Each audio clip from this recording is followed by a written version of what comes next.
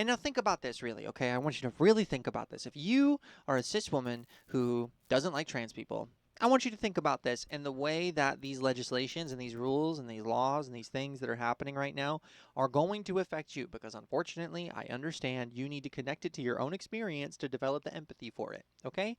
So let's think about how this affects you. Let's say you are a cis woman and you have a deeper voice. You don't sing soprano and you're walking through a gym or a restaurant or a grocery store and you need to use the restroom and you're in a red state like Kentucky or Texas or something like that and you need to use the restroom and you ask the waiter or whoever, hey, can I get the code for the restroom? And they look at you and they go, are you needing the men's restroom? It's 1869, whatever, right? Like it's a different number. And you say, no, I'm a woman and I'd like to use the women's restroom. Thank you very much. And you'd probably be offended and you'd probably say, what the fuck are you saying? That's crazy, right? Because it is. It's crazy. But this person now has a state backed legislation supporting their right to accuse you, to harass you, to call you a liar. And then where does that end, right? Like, let's say you go to the restroom and you say, fuck it, I'm going to go anyway. And you go in the women's restroom. And now staff is in there and they're banging on the door. They're saying, get the fuck out, man. You can't be in here. You're a cis woman. You've never identified as a man. Never in your life has that ever felt right. But now your state has given people the authority to decide arbitrarily on a whim that you don't fit the definition of woman. And they can persecute you for it. They can kick you out of their establishment. And now, how do they prove that? How do they prove that you are a cis woman and not a trans woman? Well, let's think about it. They're going to point out your traits that aren't typical of the traditional woman stereotype, right? Of the shit that suits the capitalist society we live in and the product pushing agenda. And they're going to say, look at this person with wide ribs. That's a man. And people around them might go, yeah, you're probably right. But you're a cis woman and you've just been labeled incorrectly. And you say, no, I'm not. I'm a cis woman. Fuck you, actually. And you're either going to walk out tail tucked because you have an army of people in there who are prejudiced against you in this version of society that's been cooked up and is reality in a lot of places now. You're either going to get persecuted and kicked out, or you're going to have to what? Drop your pants and say, no, look, I have a vagina. And then they can say, well, trans women get their vaginas changed, so you're still a man, actually. And then what do you have to do? What, you got to, like, put your uterus on the table so they can see? I mean, it's disgusting. The whole concept is disgusting, and it sounds hyperbolic, but it's real. It's a real fucking thing that you need to think about, that we all need to think about, because I'm a trans woman, obviously. That's why I'm talking about it. And I want to feel safe using the restroom. I'm fortunate enough to live in a state where I do and I can. But there are other trans women who are just women, presenting the way that they can, trying their best to be accepted socially and seen properly. And now you have a flood of people from red states thinking to themselves that they can decide on a whim and label who is not a trans or who is not a cis woman. And they go, you're not a real woman. You're a man. And why does it matter? At the end of all this, just think to yourself, why does it actually matter? Because it shouldn't, right? Like, we are human beings using the restroom. I'm going to go into the women's restroom because I dress in women's clothes, because that's the clothing that's right for me. I do my makeup right. I'm pretty. I'm attractive. I have the shape of a woman in many different ways. And if I walked into a men's restroom, I would feel deeply unsafe. Because men are unsafe. And that's the thing, y'all. I think transphobic women, TERFs, if you want to call them that, transphobic cisgendered women are not afraid of trans women. They're afraid of men. And they've been told that trans women are men cosplaying women. That trans women are men who are going to assault them. But men, real patriarchal, terrifying, stereotypical men, don't need an excuse to assault you, to assault me, to assault any woman they see on the street. They don't need it. They don't need to dress up as a woman, wear a cute outfit, do their hair nice, put on makeup, to walk into a restroom and then assault somebody. That's insane. All that effort? No man has that forward thinking, okay? um, uh, but but that's crazy, because if your goal in the day is to kidnap a woman, assault a woman, rape a woman, grape a woman, touch her inappropriately, anything. One, I think you're going to find a better place to do it beyond a public restroom. And two, you would just do it. You wouldn't need to dress up and look right. You would just do it. So what the fuck? And I think we have bigger problems if a person is walking into a restroom, and they are displaying aggression, and they are displaying actively threatening behavior. I think that the behavior of a person is going to be prevalent long before their sex or gender.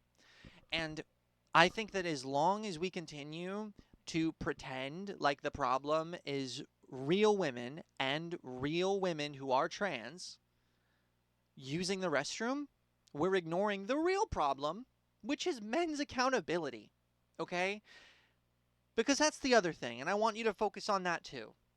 Why is the solution to every problem that involves women moderating other women? Why is it stopping women from doing certain things? Why is it changing what they wear, changing how they talk, changing what they say, changing how they act, changing what restroom they're allowed to use because they happen to be trans? When we should be holding real men accountable.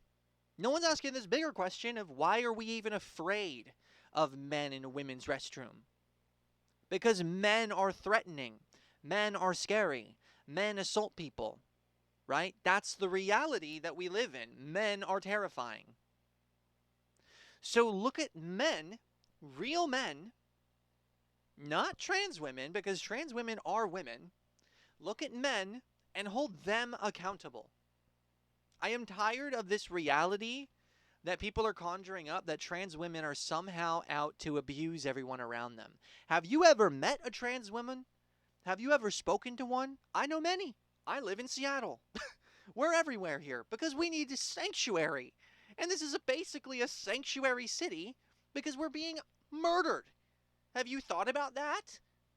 The trans women that you don't know are being murdered and assaulted and stripped in public. Why are we the villain in that? Why are we the problem? Think about that for a second. Why are we the problem and not real men, actual men, assaulting and raping and hurting us and hurting you? The reason that we don't look at that as a whole, as a society, is because it's not profitable. And I know that that might sound a little silly, but bear with me now. You made it this far. Because it's not profitable to challenge men to grow. It's profitable to tell women that they are the problem, and to tell trans women who have not yet had the opportunity to transition or realized that they are trans, and that they are the problem, and that they need to change, and they need to, fall in line, essentially, and consume for their happiness. Because that's ultimately what it all is, right? When you are a trans woman, or a trans man, or a non-binary person, or anybody who is willing to go against the grain and say outwardly, I am this person. You cannot tell me otherwise. If you do, you are wrong. And you need to recognize that I am right about my existence. I am the master of my existence, and I am happy. And you are wrong to say otherwise. And I want happiness for you. To say that is to challenge the status quo of consuming for joy, right? Because I think about the person I was prior to my transition and now. Prior to my transition, I was miserable. I was pretty much miserable all the time. I was never really, ever, really, really, truly happy unless I had received affection from a partner. So I received, and I started to just really crave that affection and affirmation of my soul because I was seeing a reflection of the person I wanted to be in them. And if I was consuming, I would get that rush of dopamine that made me think I was happy for a little bit. Like I would be scrolling on my phone and I'd be laughing at things, or I would be eating food that I didn't really care for, or I would that just felt good in the moment, or I would be playing games that I bought on a whim, or watching movies that I paid for, or using streaming services and staying inside and fucking off and isolating myself from everybody around me and just trying to find a sliver of happiness in a world that felt miserable. That's who I was before my transition. Do you know who I am now after my transition? All of the things that I always told myself were too much, or shameful, or inappropriate, or not right, are the things that I embody fully in myself now. I create art like my staff. I wear what I want, like this outfit. I feel pretty in it. I make jewelry. I make my necklace. I draw. I paint. I do art. I create. I have a dog that I love. I live on a fucking sailboat. That was before the transition, but it was definitely a part of finding it, right? Like, my life is so full and complete and happy now, and I am less inclined to consume. I am more inclined to create. My soul is full and it is pouring out of me, and so I want the world to see it. And because of that, I am a threat to the status quo. I am a threat to the ecosystem of capitalist United States of America. Because as long as I'm happy and I'm content, I don't need to consume to find my satisfaction. And so I am not feeding the machine. I am not feeding the man.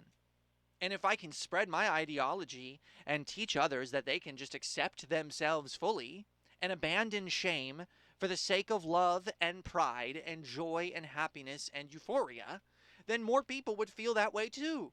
And that's a threat. That is a threat to the people above us.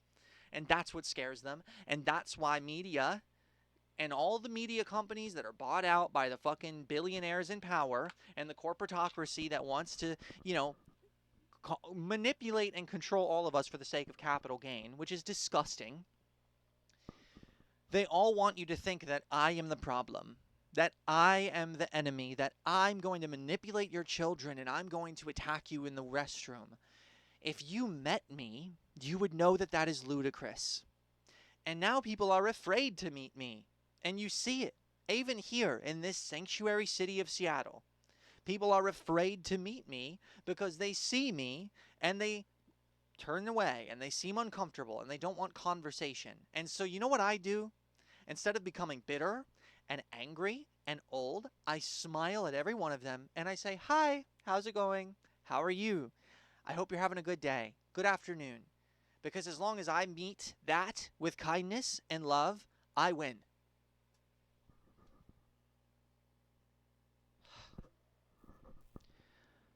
And that's my belief. Thanks.